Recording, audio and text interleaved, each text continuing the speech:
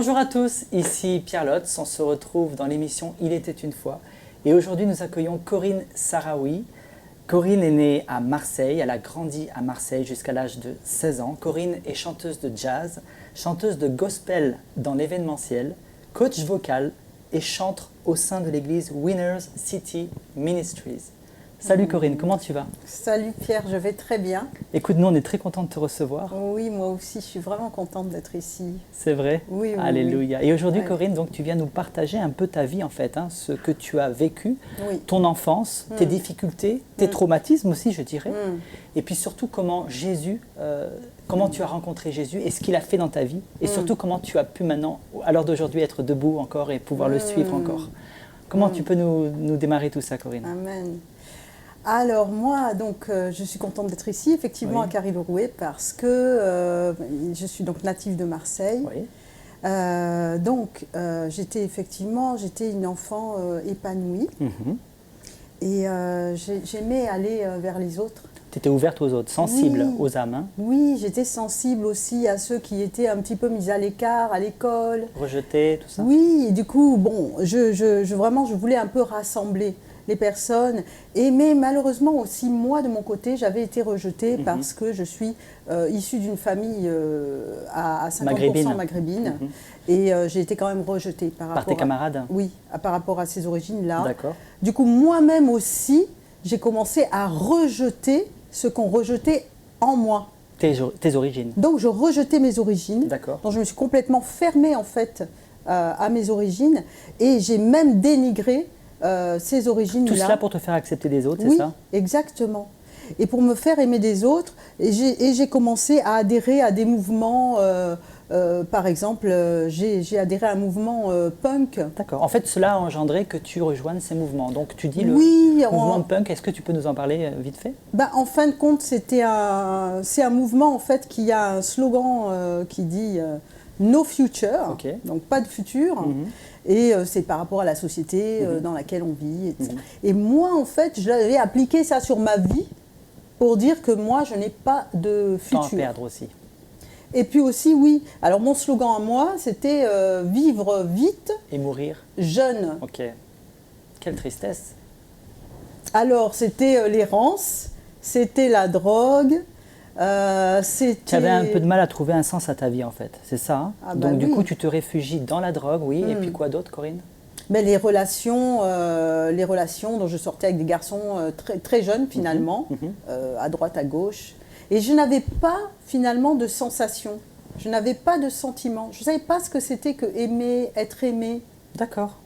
Alors je pensais que pour être acceptée, il fallait que je donne mon corps en fait.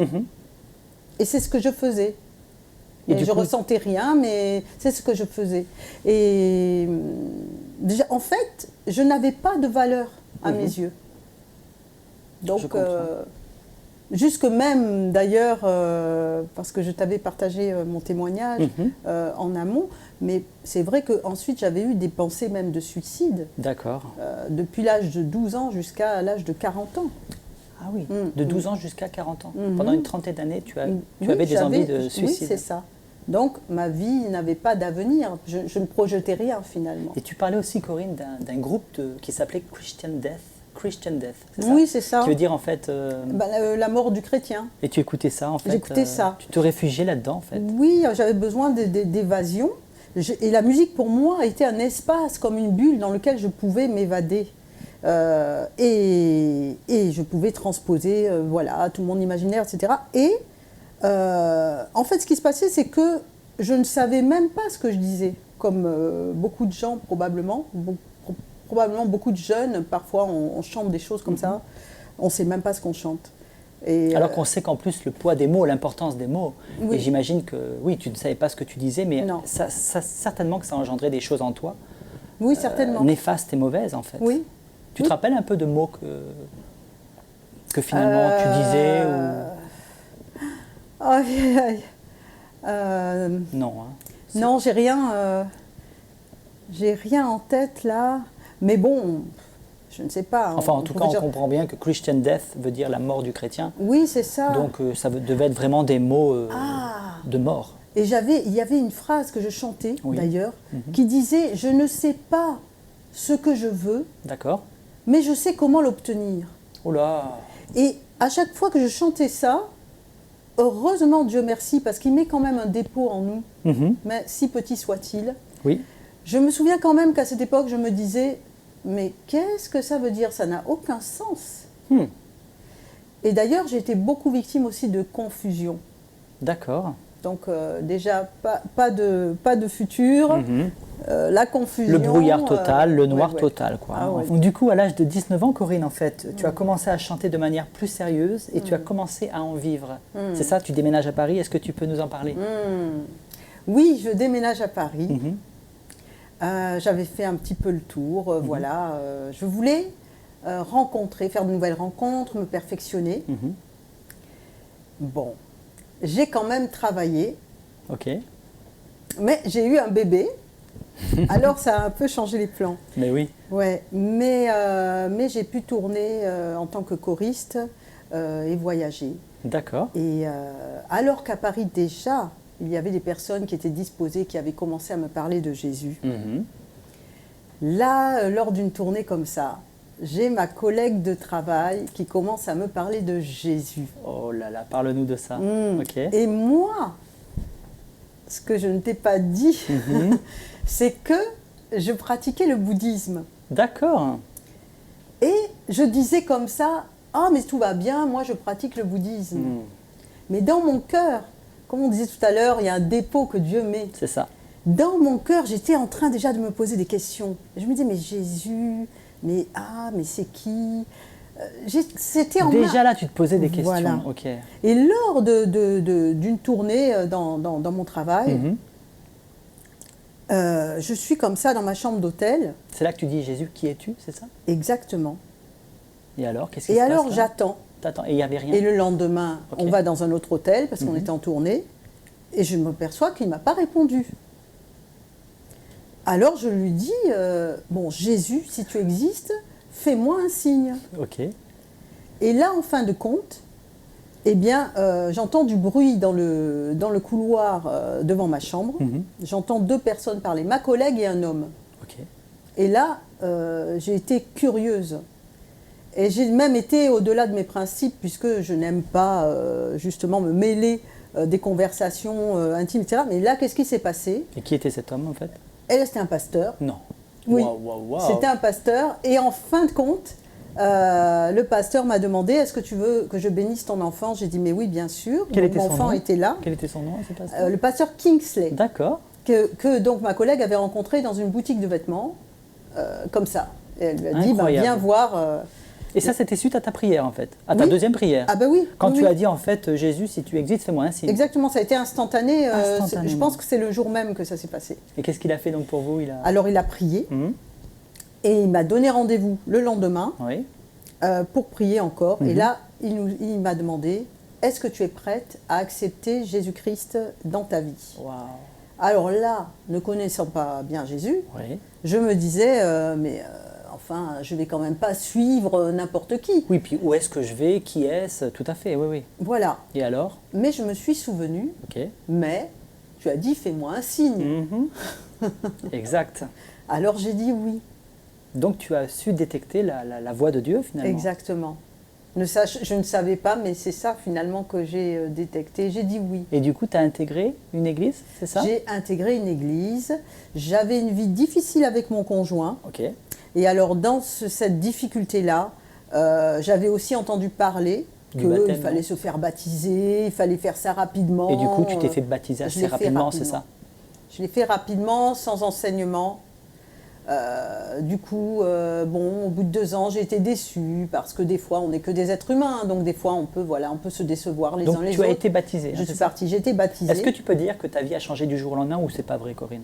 Non, Non. je ne peux pas dire que ma vie a changé du jour au lendemain. Tu peux dire qu'en fait c'était un processus, quoi. Exactement. Ta vie n'a été qu'après de fait Absolument. d'épreuves qui ont fait que tu as grandi, c'est ça, hein? Et tu n'as pas changé du jour au lendemain. Non, pas moi. Mais par contre, tu as rencontré ton Sauveur Jésus. Oui. Qu'est-ce que ça a fait dans ta vie? Justement, par rapport à ce processus, je crois que vraiment Dieu travaille, il est un Dieu de vérité. C'est ça. Il travaille avec la sincérité. Mhm. Donc nous, tant qu'on n'est pas prêt, tant qu'on est aveugle, tant qu'on ne voit pas des choses, tant qu'on ne les reconnaît pas, même si Dieu nous les montre, bon, on va rester toujours au même point. C'est ça. Donc au final, maintenant Dieu est pour moi un père, en fait, comme un père qui m'éduque. Donc D'accord. petit à petit, dernièrement par exemple, il m'apprend à être vrai, à dire non quand je veux dire non, à être moi-même, à ne pas culpabiliser pour paraître comme ceci ou comme cela, ou comme je pense Parce que que ce tu serait peux dire bien. que tu étais comme ça avant, en fait. Hein. Oui. Tu étais beaucoup dans le paraître, c'est ça? Ah mais oui. Et puis beaucoup dans, oui, c'est ça, dans la question de qui j'étais, donc je ne savais pas comment être avec les gens, c'est ça? Tu étais un peu perdu, en fait. Mais exactement comme au départ, quand tu j'étais là en train de me dire comment se faire aimer, comment aimer, qu'est-ce que les relations pour moi. Donc tu peux dire que Jésus t'a donné vraiment une nouvelle identité, quoi. Oui. C'est ça. Ouais. Waouh, c'est fort. Et donc du coup, tu as quitté tes frères et sœurs, c'est ça, pendant un temps, hein? Pendant longtemps. À cause de quoi ou, enfin, Parce que. tu pensais qu'en fait, ils devaient être parfaits comme Dieu était parfait, en fait, c'est ça? Ouais. Alors qu'en fait, C'est ça. tu réalises qu'on n'est que des hommes, c'est ça? C'est peut-être. ça. Mais peut-être qu'à cette époque-là, tu ne le voyais pas encore forcément, c'est ça? Ah oui, non. Et puis j'étais ignorante de choses. D'accord. J'étais ignorante de choses que.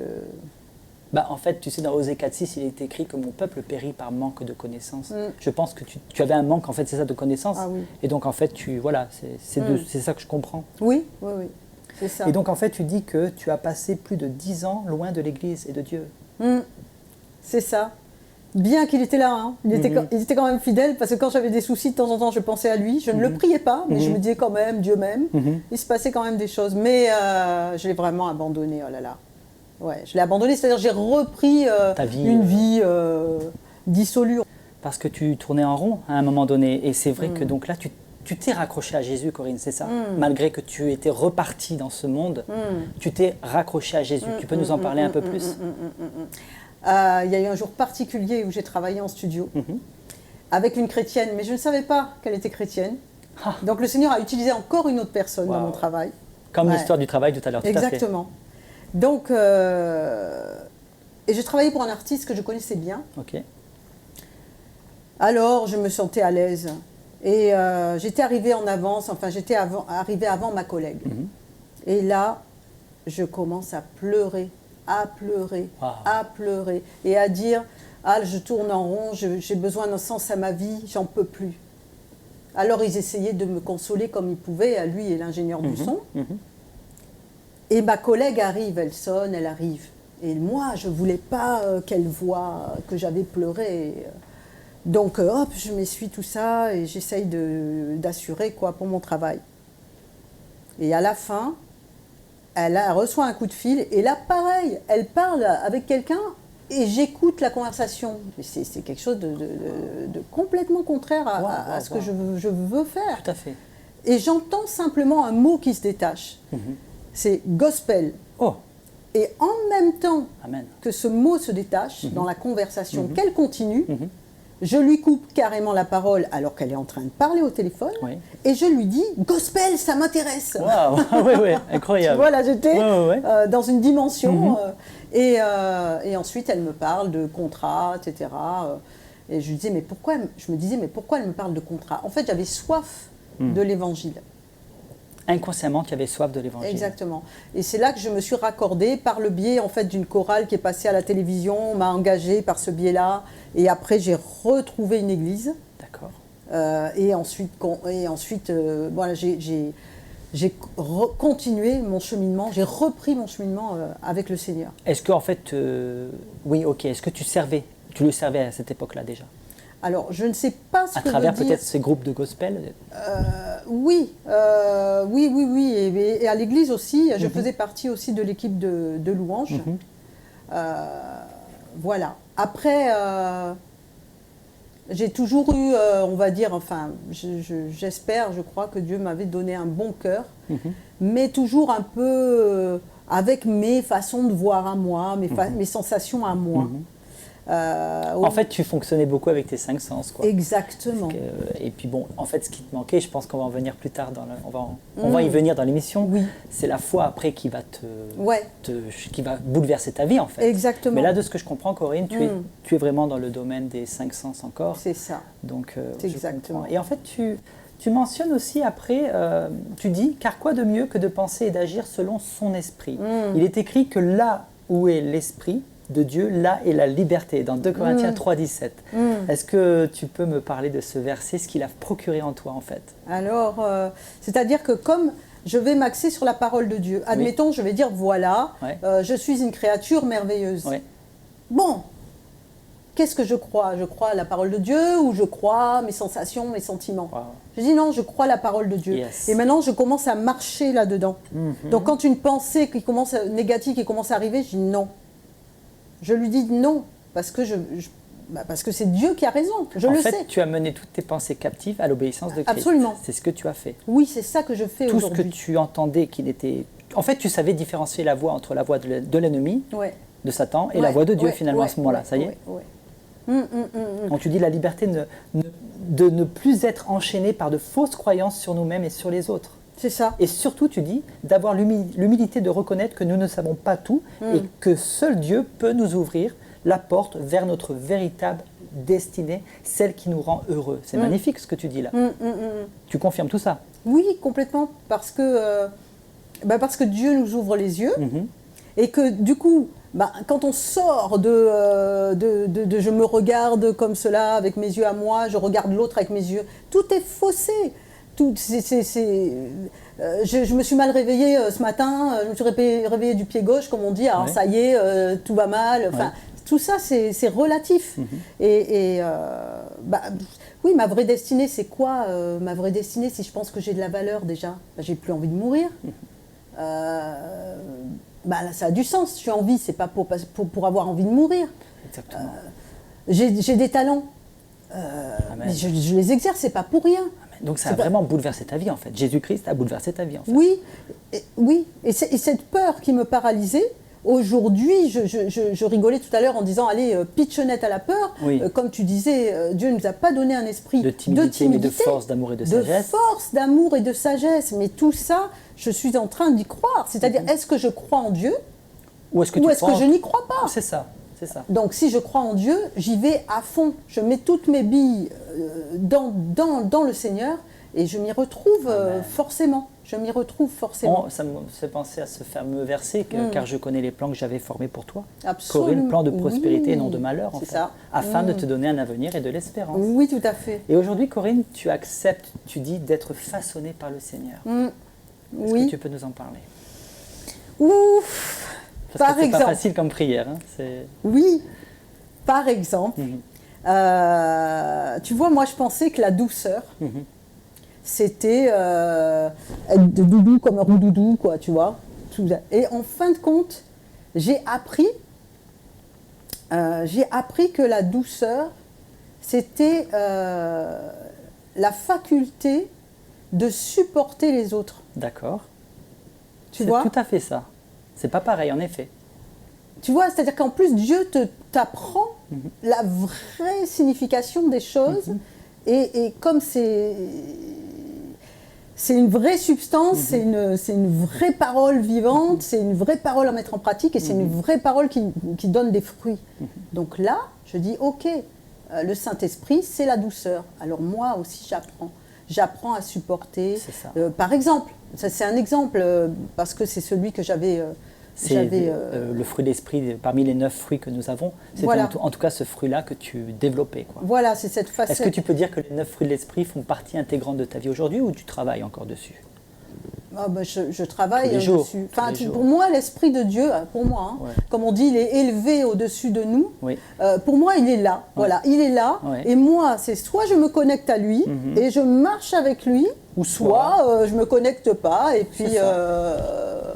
Donc la parole t'a libérée, Corinne, hein, tu le dis. Amen. À travers sa parole, j'ai cherché, c'est ça, parole t'a libérée. La parole et puis son Esprit Saint. Et puis il t'a fait découvrir aussi tes faiblesses, c'est ça? Oui, parce que, tu vois, par exemple, justement, parfois, une fois, je suis dans un métro. Je suis en train de chantonner doucement. Il y a une dame à côté de moi, elle me regarde fixement comme ça, et elle sourit pas, rien. Et moi, je me dis, oh là là, je la dérange. Normalement, je me serais tue, mais bon, j'avais continué. J'ai dit, peut-être que tu te trompes. Eh bien, en fait, elle sort du métro. Avant de sortir, elle me dit merci. Et là, je me suis dit, bah voilà, c'est-à-dire que toi, tu es en train de penser que les gens pensent ceci. Non, Ah oui. ça, c'est pas... Donc en fait, Par exemple, ça, c'est un défaut. Pour ouais, moi, tout à c'est un fait. défaut. Il faut arrêter, il faut simplifier la vie, il faut arrêter de raisonner. Voilà, moi, mon défaut, on peut dire que j'ai un défaut comme ça de raisonnement, mais que je sais que Dieu va me façonner jusqu'à ce que totalement, je serai totalement transformée. Donc tu peux dire qu'aujourd'hui, tu as fait tomber le masque, en fait. Hein. Oui. C'est ça. Oui. Tu reconnais que tu avais peur, en fait, c'est ce que tu dis. C'est ça, Mais ça a aujourd'hui, été un tu grand n'as pas. plus peur. Ouais, ça a été un grand Amen. pas, ça, dans ma vie. Tout à fait. J'ai explosé ce plafond de peur. Et ce qui fait qu'aujourd'hui, je peux agir et je peux marcher par la foi. Il y a justement, c'est ça Corinne, il y a un verset dans Hébreux 11:6 hein, qui dit « Sans la foi, il est impossible de lui être agréable ». En plus. C'est ça. Ben Donc, oui. du coup, oui, tu t'accroches à la foi. Ben oui. Tu vis par la foi aujourd'hui. Oui. Quand on sait que la foi est un don. Et la foi est un don. Dans Donc, Éphésiens chapitre 2 verset 8, hein, c'est oui. ça. Et on se rend compte à quel point Dieu nous aime et que cela ne dépend pas de nous. Ouais. Tu peux le dire. C'est ça. Tu te dis, mais Dieu te dit, sans la foi, tu ne peux pas me plaire. Bon, allez, je te donne de la foi. C'est vraiment magnifique, c'est que d'amour. C'est merveilleux. On a juste à accepter, en fait. C'est ça que je disais aussi. Je frappe. Yes. À la porte Apocalypse de... 3:20, vas-y. Oui, je frappe à la porte de ton cœur. Si tu ouvres, tu as le choix. Il y a bien écrit si, c'est vrai. Si tu ouvres, J'entrerai. j'entrerai. Et comme Dieu est un Dieu de vérité, c'est ça que j'aime. C'est-à-dire que quand tu vas ouvrir, c'est que tu vas ouvrir avec ton cœur. Si tu n'ouvres pas avec ton cœur, même si tu fais comme si tu ouvrais, mais tu n'ouvres pas vraiment, c'est un Dieu de vérité. Exact. Il ne va pas venir... Et non seulement il t'ouvre la porte, mais il soupe avec toi. Voilà. Donc c'est un Dieu merveilleux. Quoi. Amen. Ouais. Wow. Donc en fait, on peut vraiment dire, Corinne, que le Seigneur a transformé ta vie en fait. Tu es passée d'une personne qui n'avait aucune identité, qui était perdue, qui était vraiment, comment dire, qui marchait par la peur, qui marchait par l'incrédulité, qui avait beaucoup de peur aussi, dû à ton enfance et tout ça. Wow. Corinne, est-ce qu'aujourd'hui tu aurais quelque chose à dire peut-être à quelqu'un qui nous écoute, peut-être cette personne qui passe par la même vie que toi finalement, peut-être qu'aujourd'hui elle se retrouve dans un pays ou dans un endroit, elle ne sait pas comment faire non plus, peut-être c'est une personne qui a envie de vivre de la musique comme toi mais qui ne sait pas comment faire, parce que toi tu es quand même une chanteuse de jazz et tu as beaucoup de choses à dire aussi. Est-ce que tu aurais quelque chose à dire ? Alors moi j'ai quelque chose à dire qui me vient parce qu'on parlait aussi à un moment donné, je ne sais plus si c'est enregistré ou pas, je ne sais plus, mais on a parlé tous les deux, on a parlé aussi de la distanciation et que Dieu en fait il agit, il n'y a pas de distance pour lui d'agir. Moi je peux dire que Dieu il m'a protégée de quelque chose physiquement, il m'a protégée d'une agression. Waouh, amen.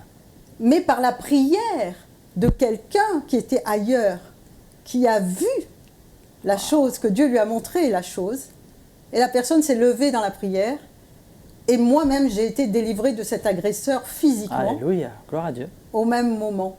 Donc moi, ce que j'ai envie de dire, c'est que, alors ça peut paraître quelque chose qu'on a l'habitude de dire, mais c'est vrai que Dieu, la parole de Dieu, c'est la vérité, et que Dieu t'aime. Parce que, voilà, Dieu t'aime.